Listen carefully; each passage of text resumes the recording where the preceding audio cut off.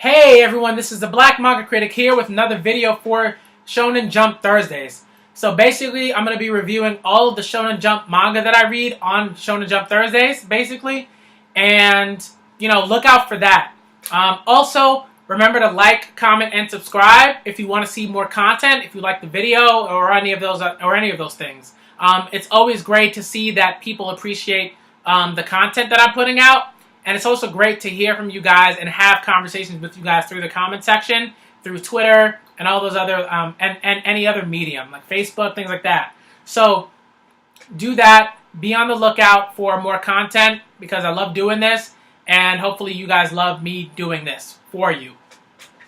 So this video is basically going to be a quick review of Shokugeki no Soma, chapter 224, I believe. And this was, a decent chapter. It wasn't like, a chapter that was like mind-boggling or anything like that, because there have been some really, really great Shokugeki no Soma chapters, in the regimented cuisine.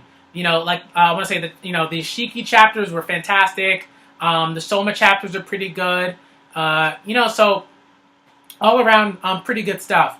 But this chapter was okay because, like, it involved a character that I don't really care about, like Mimisaka. I don't really care about Mimisaka, or his traceability or anything like that. What I want to see from Mimisaka, if the mangaka duo want me to care about him, is I want to see him cook something that's, original, his own thing. I don't want to see him biting off of other chefs and then improving on that dish. Like, didn't we already get, like, Soma versus Mimisaka, and Soma, busting Mimisaka's ass because he kept doing that, that stupid bullshit with the trace. Now he's using the trace to help them, and all of a sudden it's like, hey, well, this is fine. Like, no, like, I want to see Mimisaka grow, start making his own dishes, and let's say if he used techniques from other like chefs and things like that to a T, I would be fine with that, because as a chef, that's what you're supposed to do. If you're a cook, if you're a dancer, if you do any sort of, like, skill, you should be looking at other people and trying to, pick and learn from them to improve your own shit. So that's what I want to see from Mimisaka. But I didn't see that in this chapter. So right now, I don't really give a shit about him. What I do care about in this chapter, and what I really appreciate about this sort of arc is, the regimented cuisine is a chance for chefs in Tutsuki who can't necessarily beat an opponent by themselves. It gives them a chance to beat that opponent through teamwork, right? And I think that's the only reason I have like a shred of interest in Mimisaka, because he's helping Kuga. I actually like Kuga as a character. I think Kuga's like, clearly he has an inferiority complex. He's always calling people something chin, because he's a small guy. So he's always trying to, like, make people smaller to when compared to himself, right? But generally, I like him as a character. There's a fire in him that I really like, that sort of is representative of the Chinese cooking that he does, and it's great. It's good writing, in terms of, like, developing a character that initially seemed just to be sort of like a crybaby and kind of like a spoiled brat and an annoying person, but I don't mind Kuga so much now, because I know that he really, really, really wants to beat Tsukasa. And I despise Tsukasa. Let's be clear. I don't mind like a chef being the first seed and being the best, so long as that chef isn't a douchebag, right? Like, and Tsukasa's a douchebag, right? He's the worst kind of douchebag. He's a douchebag that's, like, really good looking, and everybody who is probably also a douchebag loves him, but I don't like him at all. And we don't have too much in terms of, like, a backstory or anything like that. We do know that he was really good friends. He's really good friends with Rindo. That they went up the ranks together and things like that. But I don't care about Tsukasa. And in this chapter, right, he's still very much so a douchebag. Even as Kuga is, like, clearly trying to prove himself and clearly showing that Tsukasa is, like, a goal of his, right, to surpass him, to be, and maybe even to be as great of a chef as he is in terms of the cooking, right? Like, Tsukasa still, like, acts like he's too cool for school and stuff like that. And look, maybe I would have liked the too cool for school character when I was like, I don't know,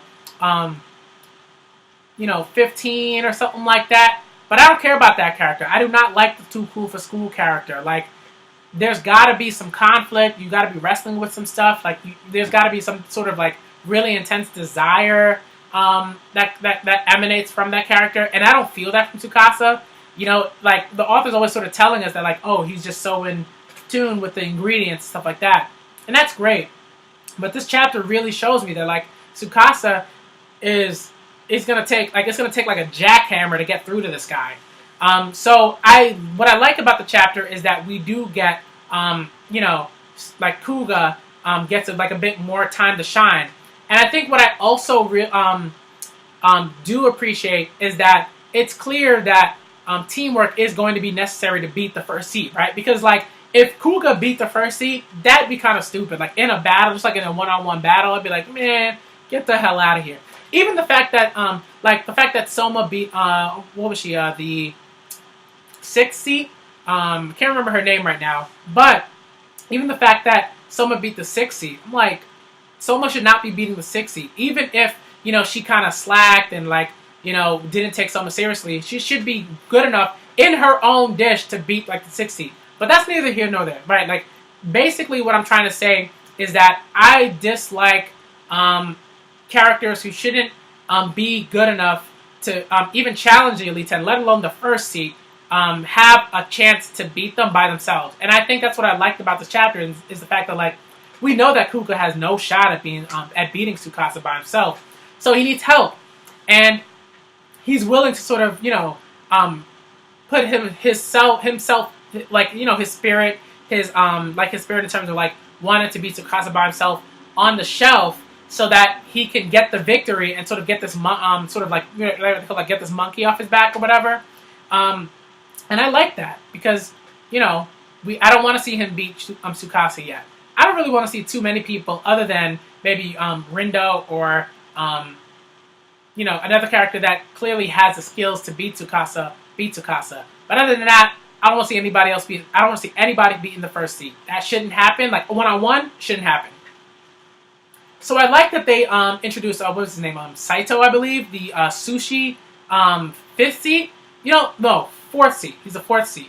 And, like, that was cool. Like, I mean, when I first saw him as he was introduced in the chapter where they introduced the Elite 10, like, he looked like a badass character. And he's not even necessarily a badass character, like, now that he's been introduced. He's just like, he's a sushi chef. He's very good. Maybe we'll get some backstory on him next chapter. But for right now, he's kind of like a whatever sort of character. Like, at least they introduced him and they sort of said, this is good. This is the style that he's great in. But other than that, I don't really care. I'm not particularly interested in him as a character.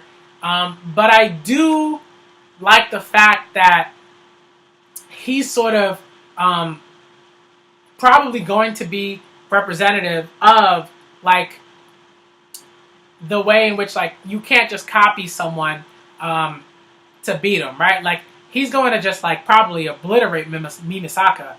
Because I do think that, like, the Elite 10 should be able to say, okay, I can battle someone who's copying me, and they might be able to supersede whatever it is that I'm making initially, but I should be able to supersede that. You know what I mean? Like, if Soma could do it, he ain't Elite 10 level necessarily. But if Soma could do it, this guy, the 4th seed of the Elite 10, should be able to do at least that. He should be able to at least beat Mimisaka. So I expect him to obliterate Mimisaka, because Mimisaka is helping Kuga, which is fine, And it'll also sort of be like a teaching moment in a sense, to be like, okay, well, Mimisaka, you're helping individuals, but you also have to better yourself. Like, you got to learn that you got to be a better chef. And the only way that you could be a better chef is, making original dishes, having a specialty. Your specialty can't be other people's specialties. That's not the way this works.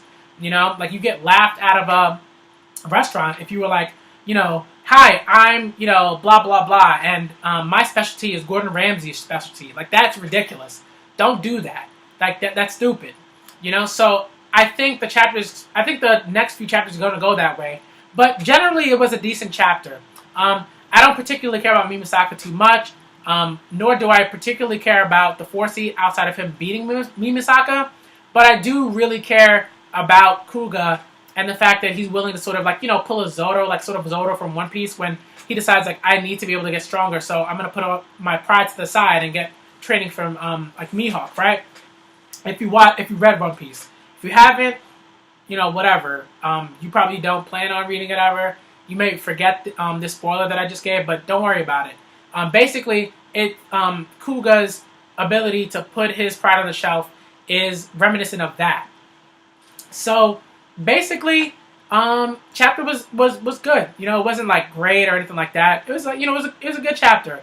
But I don't really care about Mimisaka. I do care about Kuga, and that's that. So remember, like, comment, and subscribe for more reviews on manga, anime, comic books. And, you know, be on the lookout for, right, like my Manga Mondays, my Watching Wednesdays, and my Fantastic Fridays. And now my Shonen Jump Thursdays. So be on the lookout for content almost every day. I'm not necessarily going to make videos every day, but it'll be close to it. Because, like, you know, anime do come out on Saturdays. I try to put out anime videos on Saturday when I've just watched it. If I've just watched it, so be on the lookout for that. And also follow me on Twitter, follow me on Facebook. You'll see links below to those two things, and feel free to email me. You'll also see links. You'll also see a link below to my email for, like, you know, whatever it is that you want to ask me, things of that nature. So this is the Black Manga Critic with another Shonen Jump Thursday review, and I'm out.